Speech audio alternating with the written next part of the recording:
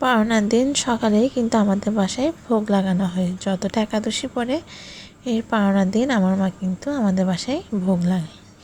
আর মা কিন্তু এগুলো প্রতিটা জিনিসই নিজের হাতে করে, যদিও খুবই ব্যস্ততার জন্য সবটা ভিডিও করতে পারিনি। আমি একটু একটু যতটা পেরেছি ততটাই ভিডিও করেছি রান্নাঘরের মধ্যে। আর এই যে দেখো, মা কিন্তু এগুলো সবগুলো নিজের হাতে করেছে। উনি নিজেই করতে পছন্দ করে, ওই কাজে কিন্তু কেউ হাত দিয়ে দেয় না।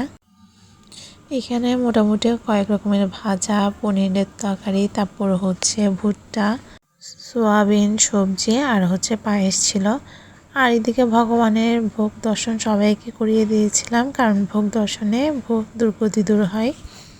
আর এই যে দেখো, এখন কিন্তু আমি পাওনা করতে বসে যাব। তো সবাই ভালো থেকো, সুস্থ থেকো। তোমাদের সাথে আমার গল্প আগে অনেক হবে। আর কার কার বাসায় এভাবে পাওনার দিন ভোগ রান্না করা হয় আমাকে অবশ্যই জানিও।